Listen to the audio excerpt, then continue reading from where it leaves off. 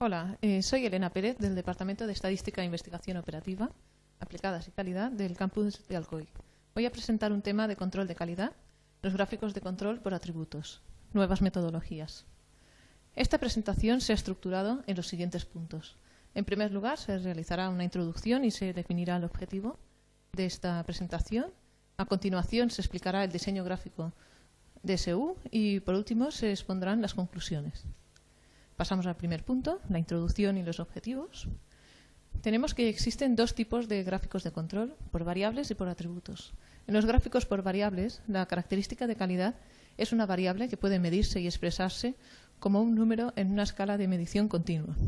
En cambio, en los gráficos de control por atributos, cuando la característica de calidad no puede medirse en una escala continua o cuantitativa, se puede juzgar cada unidad del producto como conforme o no conforme en función de si poseen o no ciertos atributos. O bien puede contarse el número de disconformidades o defectos que aparecen en un producto. En el grupo de gráficos de control por atributos podemos hacer otra división en función del tipo de distribución de probabilidad en el que se basen, en la distribución binomial o en la distribución de Poisson.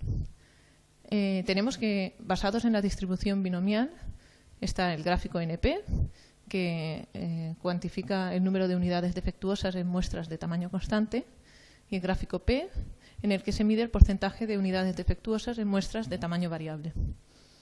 En cambio, los basados en la distribución de Poisson tenemos el gráfico C y el gráfico U.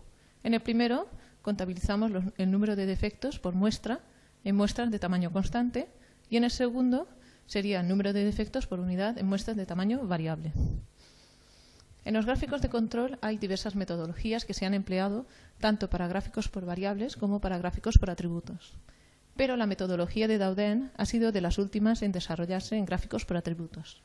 Esta metodología también se denomina double sampling o de doble muestreo. El objetivo de esta presentación es mostrar que existen numerosas modificaciones de los gráficos de control clásicos que mejoran la prestación de los mismos, como el que vamos a presentar ahora.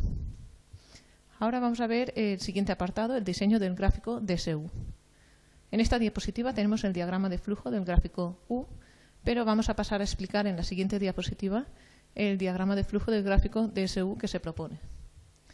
Tenemos que el diagrama de flujo del nuevo gráfico DSU, para esta nueva propuesta de gráfico se han fijado dos etapas. La primera etapa tiene una región de control 1 y dentro de ella hay una región de atención que es la que se fija si requiere un estudio de una segunda muestra para tomar una decisión sobre si el proceso está bajo control o no. Si hay que analizar la segunda muestra, se tiene una región de control número 2, en la que ya se decide de forma definitiva sobre la interpretación de las muestras recogidas. Vemos que aquí está totalmente explicado todos los pasos que hay que seguir en función de si obtenemos muestras en una zona u en otra.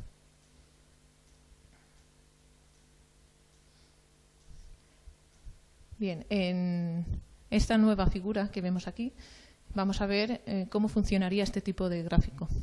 Primero se toma una muestra de tamaño N1 en el instante T1. Seguidamente se calcula a partir de una muestra el valor de U, siendo U el número medio de defectos por unidad de inspección.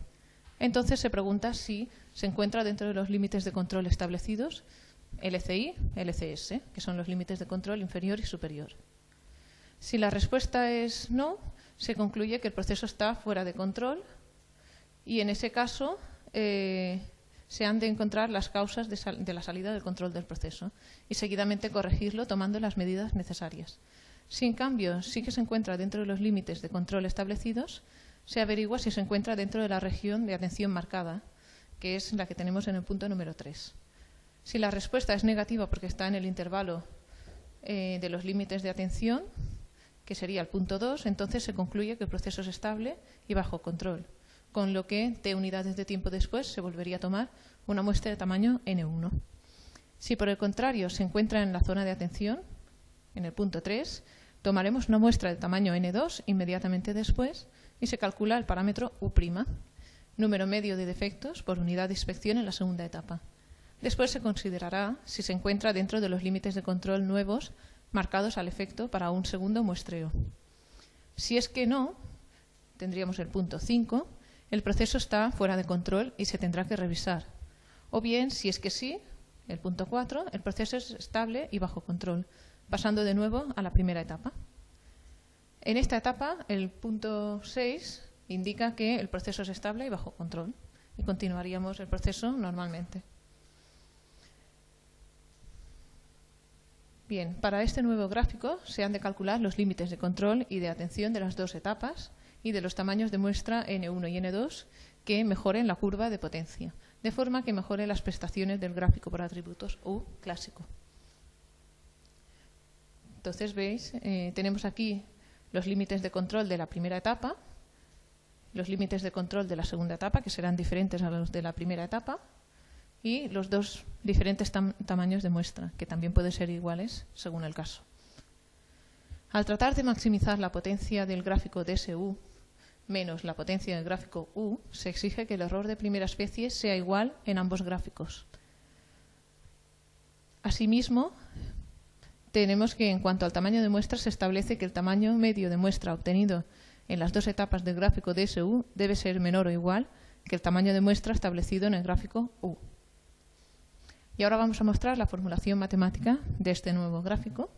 Se ha empleado la distribución de Poisson sin aplicar la aproximación a la distribución normal, aunque en la práctica usual del control de calidad no se utiliza este método y se suele aproximar. En el caso que nos ocupa, dado que se busca la información más precisa disponible para realizar una comparación lo más exhaustiva posible, se ha empleado la formulación exacta. De forma análoga, podemos obtener la potencia del gráfico DSU, siendo la potencia la probabilidad de determinar que el proceso está fuera de control cuando realmente está fuera de control. Y por último, aquí tenemos representada la fórmula correspondiente al tamaño medio de muestra, en el que se tienen en cuenta las dos etapas. Se necesita estudiar en cada caso el comportamiento de la potencia en el resto de valores cuando se está mejorando la potencia en un determinado valor U1. A modo de ejemplo, se muestran estas dos gráficas en las que se han representado las curvas de potencia del gráfico U clásico, de color rojo como referencia para la comparación con la curva de potencia DSU para mejorar en dos valores U distintos, en 0,8 y en 1,6. En el primer caso se consigue mejorar la potencia en U1, pero también se observa que en el tramo superior la curva roja queda por encima de la azul, por lo que empeora. En cambio, en el segundo caso también mejora en 1,6, que es el punto que se está estudiando. Además, se consigue estar por encima de la curva roja en casi toda la gráfica, tanto por debajo de U1 como por encima. Aquí vemos con unas flechas, veis que en el primer caso tenemos diferencia positiva, ya que la curva roja queda por debajo, y en el segundo caso lo mismo, pero hay que estudiar por tramos. Para finalizar, vamos a ver las conclusiones que se pueden obtener. Como conclusiones generales, tenemos que la modificación efectuada para el gráfico U, el denominado gráfico DSU, presenta interesantes ventajas para tamaños de muestra pequeños y también para valores de U0 pequeños. Y también tenemos, por otro lado, que el valor de alfa influye mucho en cuanto mejora el gráfico. Y hasta aquí la presentación de este tema. Muchas gracias por su atención.